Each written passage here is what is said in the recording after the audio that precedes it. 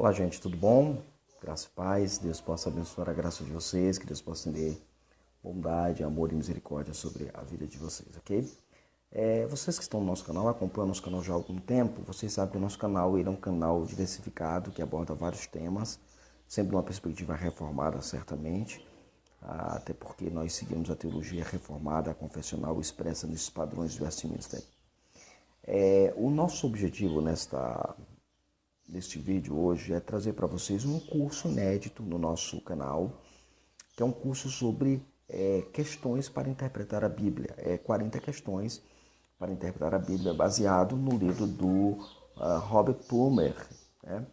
Que tem um livro 40 questões para se interpretar a Bíblia Sagrada. É um livro que a Editora Fiel publicou recentemente. Eu digo recentemente porque eu recebi esse livro pela Editora Fiel, porque eu faço parte do projeto MAP, né? Ministério Adote um Pastor. Você entra lá na Fiel e procura saber para ajudar, para contribuir com os pastores que carecem de um estudo mais acurado e conhecer mais a palavra de Deus, ok? Então, o nosso curso vai seguir o roteiro desta obra do Bob Plumer, uma obra que eu recomendo de coração. Se você não tem a obra, adquiri-la, vale a pena adquiri-la. Uma outra questão é porque, como você não tem como vir à minha casa para estudar comigo, ler a Bíblia comigo, orar comigo, estudar a palavra de Deus comigo. Também você geralmente as pessoas que estão acompanhando nosso canal geralmente não estão vinculadas à minha igreja e não vêm à minha igreja, não tem acesso à igreja presbiteriana aqui de Riachão de Jacuípe, nem a nossa congregação presbiteriana lá em Conceição do Coité.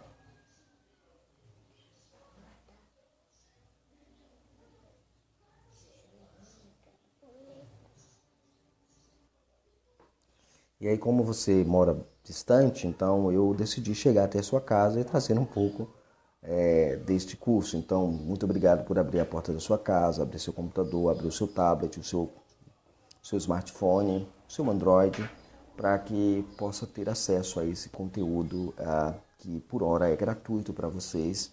Vocês terão toda a liberdade de usá-lo, de estudar com isso. O nosso vídeo aqui não será editado, nós não temos no momento como editar, né? Minha vida vai ser corrida, está sendo corrida demais, mas eu vou tentar postar pelo menos 1 ou 2 aulas na semana sobre este conteúdo, tá bom? Ok? O nosso primeiro estudo de hoje, nós vamos levantar aquela velha pergunta, nossa primeira pergunta, quando a gente pretende estudar a Bíblia, a primeira pergunta que a gente vai estudar hoje é: o que é a Bíblia? Né? Porque às vezes as pessoas querem fazer um curso de hermenêutica, de estudar a palavra de Deus, mas nunca pararam para se perguntar o que é a Bíblia, né? Então, uma definição mais básica que a gente pode encontrar para a Bíblia é que a Bíblia é uma coleção de escritos que os cristãos consideram singularmente como inspirados e autoritativos na vida da igreja. Então, primeiro, é um conjunto de escritos, é uma coleção de escritos cristão. Embora seja um livro unificado, a Bíblia também é uma compilação de 66 livros ou de 66 obras literárias. A Bíblia é um grande arcabouço de literatura, de forma de gêneros, de literatura narrativa, poesia e tudo mais. E que são 66 livros escritos por diversos autores durante vários períodos. E ainda que seja feitos em vários períodos e vários autores, em condição social, geográfica, cultura, né, diferente, estes autores eles permeiam toda a escritura com um único tema. E a gente vai ver nessa aula de hoje qual é o tema. É bom lembrar que os autores do Novo Testamento...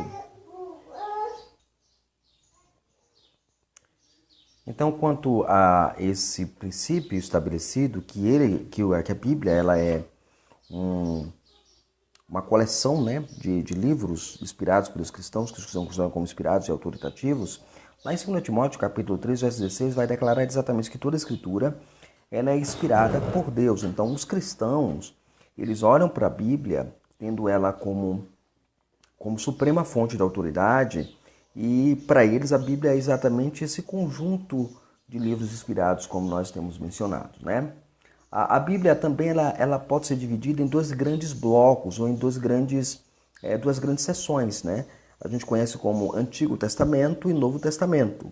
O Antigo Testamento compõe-se de 39 livros, o Novo Testamento compõe-se de 27 livros, isso no cânon protestante, ok?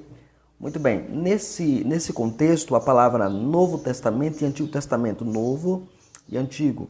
A palavra testamento, ela deriva da palavra latina testamentum, que significa disposição de última vontade.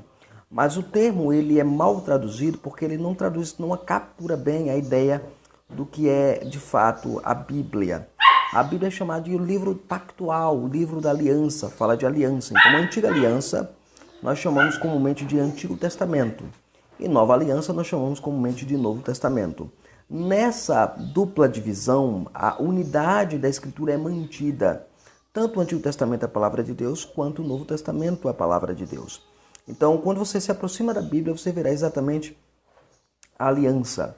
A aliança significa exatamente que Deus pactua com o homem, dando ao homem os seus livros da lei. O doutor Gerhard von Groningen, no seu livro Revelação Messiânica, tem um capítulo que ele fala da Bíblia como livro pactual, como livro da aliança, como livro do pacto. Então, a gente precisa olhar para a Bíblia nesses termos, nessa mesma estrutura, ok? Muito bem. Essa aliança era antecipatória, então, a aliança do Antigo Testamento era antecipatória porque ela apontava para uma aliança superior, que é a aliança trazida por Jesus.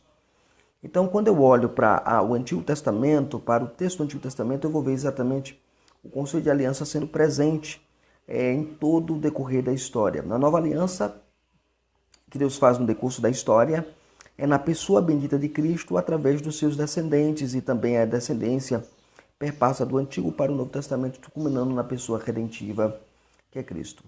No Antigo Testamento há 39 livros de vários gêneros, narrativas, histórias, provérbios, poesias, salmos. Então, o Antigo Pacto tem uma variedade de literatura para que seja estudada. O Novo Testamento também contém 27 livros, sendo também constituído de também vários tipos literários, como narrativas históricas, cartas, parábolas, evangelhos e etc. Quanto mais informações sobre a organização da Bíblia, nós vamos ver na próxima pergunta do nosso programa aqui, sobre questões para se interpretar a Bíblia, ok? Então você tem um sumário básico do que é a Bíblia, ok? Mas ainda respondendo essa pergunta, o que é a Bíblia, eu preciso saber, para eu poder saber adequadamente como responder essa pergunta, eu preciso saber o propósito da Bíblia. Qual é o propósito da Bíblia? Bem, a Bíblia ela mesma evidencia suas principais afirmações. Ou seja, que Deus fez os céus e a terra, o mar e tudo que neles há, e que há neles, e ele é um comunicador que tem o prazer em se revelar aos seres humanos caídos. Então, primeiro, a Bíblia apresenta Deus como o criador de todas as coisas e como aquele que se comunica com o homem.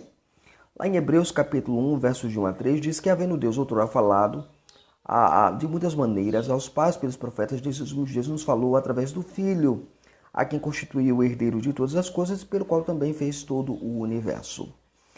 Nesses versículos de Hebreus, você tem o seguinte, você tem a culminação da revelação na pessoa bendita de Cristo. Deus vem através da história se revelando progressivamente. E num dado momento, Deus ele se coloca evidente e palpável na pessoa bendita de Jesus. Ok? Esta pessoa bendita de Jesus é o Filho de Deus que se encarna, Jesus de Nazaré, unido para sempre com Deus e homem numa única pessoa, 100% Deus, 100% homem. Aí é o chamado da doutrina da encarnação. Essa doutrina ensina que Jesus é tanto homem quanto Deus ao mesmo tempo, na mesma pessoa, ok? A pessoa teantrópica é conhecida em teologia desta forma, a pessoa teantrópica de Cristo. Ok? Mas qual é o propósito da Bíblia, ao resumo disso tudo? É que o propósito da Bíblia é te tornar uma pessoa sábia. Sábia para quê? Para a salvação pela fé na pessoa de Jesus. Está lá em 2 Timóteo, capítulo 3, verso 15, que diz exatamente isso, que é para a salvação pela fé em Cristo Jesus que a Bíblia nos é dada. Então a Bíblia não é um fim em si mesma. Ela não foi dada simplesmente para ser lida, ela foi dada para me levar para um objetivo, para um propósito. O próprio Jesus, quando esteve na terra, ele falou exatamente isso para os escribas e fariseus de sua época. Vocês examinam a Bíblia porque acham de encontrar nela a vida eterna, mas são elas que de mim testificam. Isso está lá em João capítulo 5, verso 39. Assim, sob a superintendência divina, o alvo da Bíblia é levar você a Jesus. Aliás, você vai ler toda a Bíblia e a Bíblia vai mostrar exatamente isso. Por exemplo, quando Lucas escreve o seu evangelho, o livro de Atos, ele tem um propósito em mente, fazer com que Teófilo conheça mais a fé que ele abraçara na pessoa de Jesus. João, escrevendo o seu livro, o Evangelho de João, ele vai dizer que o propósito é para que os homens creiam em Jesus e que eles possam ter comunhão, né? A comunhão com Deus através da vida eterna, tendo a vida eterna através da pessoa bendita de Cristo, tendo comunhão, um relacionamento íntimo com Deus, como João 17,3 nos fala. Então, o que é a Bíblia? A Bíblia, ela é o livro dos cristãos, mas ela tem como propósito te levar para Cristo. Um outro elemento importante para responder essa pergunta, o que é a Bíblia, é perceber a linha histórica da Escritura. Eu vou dar aqui um sumário do conteúdo da Bíblia para você entender historicamente como a Bíblia foi nos dada. A Bíblia, por exemplo, ela explica a origem do universo. Deus criou todas as coisas. Está lá Gênesis 1, de 1 a 2. A Bíblia também revela que por causa da doença, do pecado, chamado pecado, a morte se estabeleceram. Esses seres humanos criados por Deus no capítulo 1 e 2 se rebelam contra Deus e contra a sua autoridade no capítulo 3, conforme nós lemos. E toda a maldição imprecatória da aliança cai sobre este casal edênico, Adão e Eva. Ok? Mas aí a Bíblia promete que Deus promete através da Bíblia Sagrada e através da palavra de redenção que ele apresenta, que haveria uma maneira de restaurar tudo que havia sido destruído pelo pecado, pelo engano e pela desobediência do casal edênico. Isso está lá em Gênesis capítulo 3, verso 15, onde ele promete que enviaria uma descendente que esmagaria a cabeça da serpente e resgataria e restauraria todas as coisas. Apocalipse capítulo 22, verso de 1 a 5, vai terminar exatamente a narrativa bíblica da história da redenção dentro desses mesmos termos, né? Deus preparou todas as coisas até a chegada desse Messias, para que se focalizasse toda a obra redentora. Ele coloca Abraão, né? Ou seja, na pessoa bendita de Abraão, os descendentes israelitas, eles vão levando toda a progressão da revelação. Abraão recebe a promessa de que nele que ele seria uma bênção para todas as famílias da terra.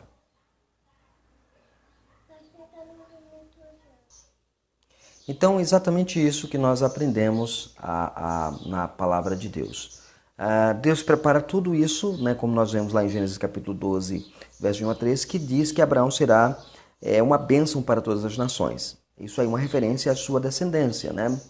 Muito bem, de modo semelhante no livro de Isaías, nós temos exatamente a mesma ideia presente sobre a vida do Messias.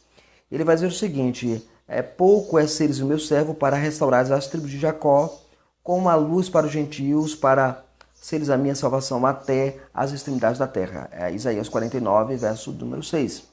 De acordo com a Bíblia, Jesus ele inaugura essa salvação mundial que será consumada no retorno dele. Então, quando Cristo vem, ele é o cumprimento dessas promessas veterotestamentárias resumidas no conteúdo bíblico, conforme nós temos visto aqui. E, de fato, a Escritura nos ensina que aquele que crer no Filho tem a vida eterna, mas quem não crê no Filho se mantém rebelde contra o Filho e não terá a vida.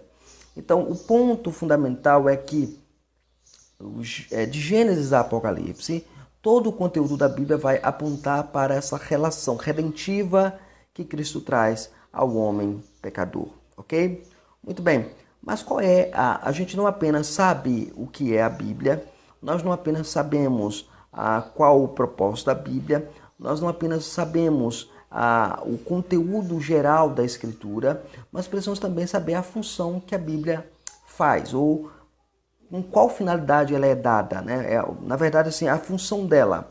No abrangente propósito de revelar Deus e levar as pessoas um relacionamento salvador com Ele por meio de Jesus, há várias funções relacionadas que a Bíblia cumpre, incluindo as seguintes funções da Bíblia. A Bíblia é dada a você e a mim. Você tem uma Bíblia na sua casa, empoeirada, largada lá no canto, que você raramente lê. Talvez esse curso te estimule a ler a Bíblia, a estudar a Bíblia, a querer mais aprender a palavra de Deus. A primeira questão muito forte que a gente precisa colocar aqui é a convicção de pecado. O Espírito Santo aplica a palavra de Deus ao coração humano, convencendo as pessoas de sua falha em satisfazer ao padrão santo de Deus, convencendo-as de sua justa condenação e necessidade de um Salvador. Então, quando eu vou até a Escritura, às vezes as pessoas, não, eu vou ler a Bíblia como entretenimento, como algo para me satisfazer, para me alegrar, como um livro qualquer. Entretanto, a Bíblia é dada com a função de te levar ao arrependimento, a reconhecer o teu pecado. Lá em Romanos capítulo 3, verso 20, lembra-nos isso, que é pelo conhecimento da lei que vem o pleno conhecimento do pecado. É conhecer a Escritura, é conhecer a Bíblia Sagrada que te leva a conhecer teu estado de pecado. A segunda função da Bíblia é que ela nos é dada para a correção e instrução. A Bíblia corrige e instrui o povo de Deus, ensinando-lhe quem é Deus, quem são eles e o que Deus espera deles. Ou seja, a Bíblia diz primeiro quem é Deus para mim e depois diz, olha, olhem para vocês. É o que Calvino vai dizer lá nas institutas da religião cristã sobre isso, que primeiro para eu ter a suma de toda a sabedoria é primeiro eu contemplar a Deus e depois a mim mesmo. É isso que faz a Bíblia. Então, a Bíblia, tanto pelo estudo individual do crente como pelos mestres capacitados da igreja, Deus também edifica o seu povo. Então, por exemplo, a Bíblia diz quem eu sou e por que eu preciso de Deus, mas também a Bíblia me instrui. E como é que é essa instrução? No estudo individual que você faz da Bíblia, aquela devocional que você lê a Bíblia, estuda ela em casa e tudo mais, ou acompanha no nosso canal aqui o curso sobre questões de interpretação da Bíblia. E aí você vai descobrir, e estudando, você vai à igreja, o ministério regular da sua igreja, né? Você vai lá na igreja, ouvir o pastor da igreja pregando, ensinando a palavra de Deus. É uma maneira com a qual você está sendo edificado, instruído na palavra. Ele está usando a Bíblia para isso. Se na sua igreja o pastor não usa a Bíblia para isso, então muda de igreja, porque a igreja verdadeira, a igreja vai lá ensinar o que a palavra de Deus te diz, ok?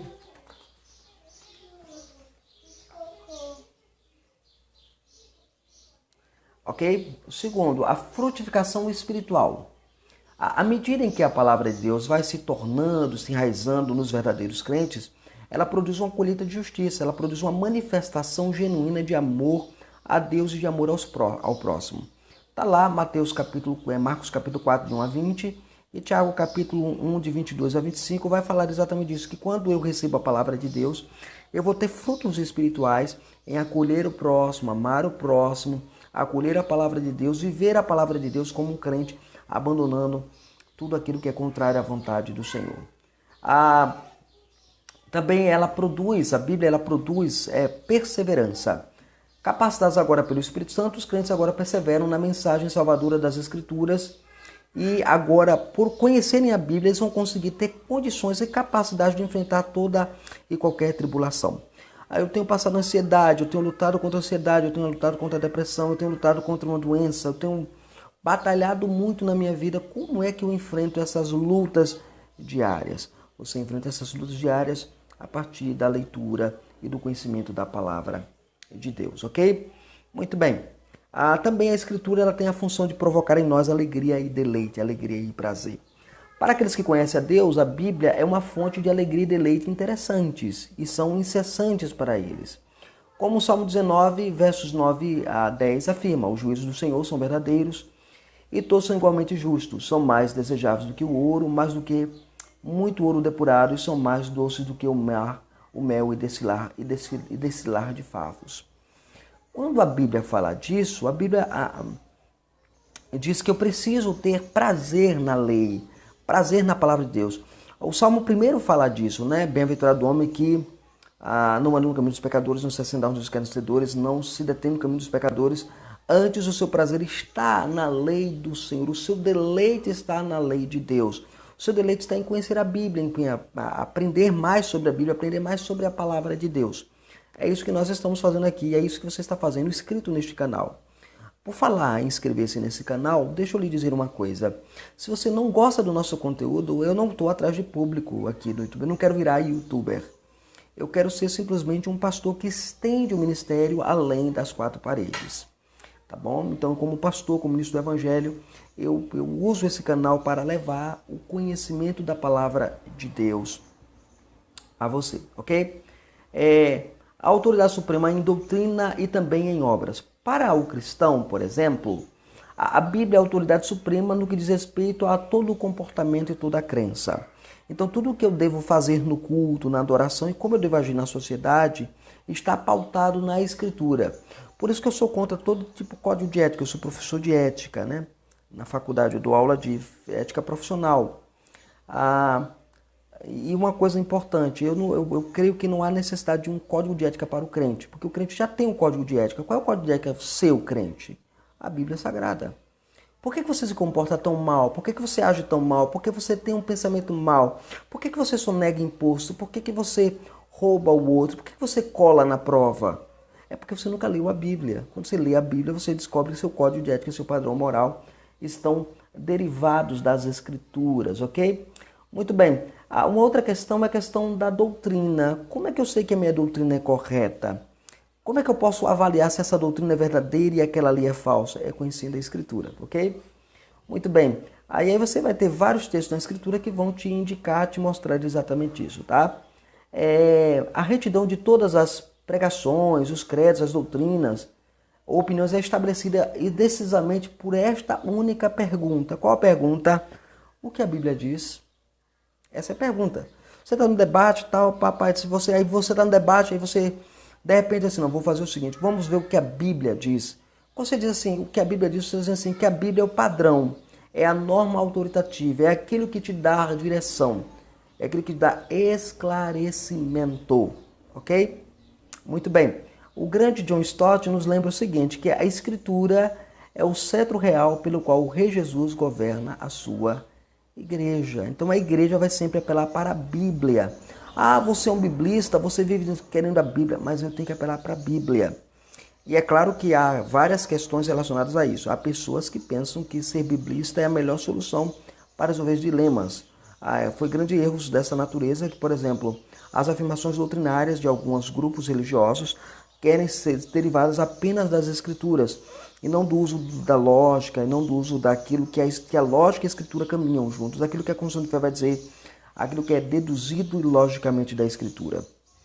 Então eu preciso da Escritura, mas eu preciso usar a mente para saber o que a Escritura diz no seu corpus totalis, né? Então eu preciso entender isso de maneira muito clara, muito nítida. E por fim, eu não só apenas sei o que é a Bíblia agora, eu não sei apenas qual o propósito da Bíblia, eu não sei apenas o conteúdo geral da Escritura e também não sei apenas a função da Bíblia no meu viver cristão. Mas agora eu preciso conhecer uma breve cronologia da composição da Bíblia, tá bom? Os primeiros 5 livros da Bíblia, por exemplo, eles foram escritos por Moisés. Gênesis, Êxodo, Levítico, Números e Deuteronômio. Muito provavelmente foi escrito por volta de 1400 a.C. Visto que esses livros descrevem eventos de desde milhares de anos, é quase certo que muitas fontes, tanto orais quanto escritas, foram usadas. É claro que foram usadas mais fontes escritas do que fontes orais, né? Muito bem, é quase certo isso. É claro que a seleção ou edição que Moisés fez dessas fontes aconteceu sob a supervisão de Deus. O último livro do Antigo Testamento, que é Malaquias, foi escrito por volta de 430 a.C. Portanto, aqui que nós temos os 39 livros do Antigo Testamento foram compostos no espaço de 1000 anos, por cerca de mais ou menos 40 autores diferentes, ok? Alguns livros do Antigo Testamento foram escritos pelo mesmo autor, por exemplo, Jeremias, Lamentações, né? Outros livros, como 1º e 2º Reis, não citam explicitamente o seu autor. E outros livros, como Salmos, Provérbios, citam vários autores em várias porções destes livros, tá bom? O Antigo Testamento foi escrito em hebraico e algumas pequenas porções foi escrito em aramaico. Por exemplo, você vai ter lá Esdras, capítulo 4, versos de 8 a 6, capítulo 18, capítulo 7, versos de 12 ao capítulo 12, verso 26, Daniel, capítulo 2, parte 4, verso 4, parte B, até o verso 7, e o capítulo até o verso 28. E você vai ter lá Jeremias, capítulo 10 e 11. O primeiro livro do Novo Testamento, provavelmente escrito, foi certamente a carta aos Gálatas ou a carta de Tiago. Eu prefiro entender que foi Gálatas. tá bom? Foi a primeira carta que foi escrita. Foi escrita entre a metade e o final dos anos 40. A maioria do Novo Testamento foi escrito entre os anos 50 e 60.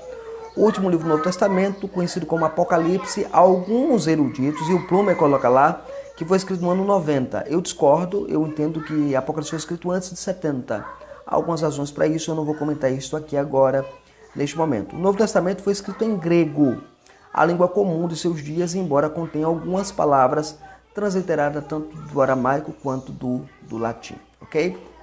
Muito bem, e aí eu vou colocar aqui para vocês a cronologia dos eventos principais nos livros da Bíblia, ok? Por exemplo, Adão e Eva, nós não sabemos quando eles foram criados, então é colocado como há muito tempo atrás. Noé, também há muito tempo atrás. O chamado de Abraão, ano 2000 a.C., o Êxodo foi em 1446 a.C., os primeiros livros da Bíblia foram escritos nesse período, tá bom? Durante o Êxodo, Moisés escreveu os livros da Bíblia.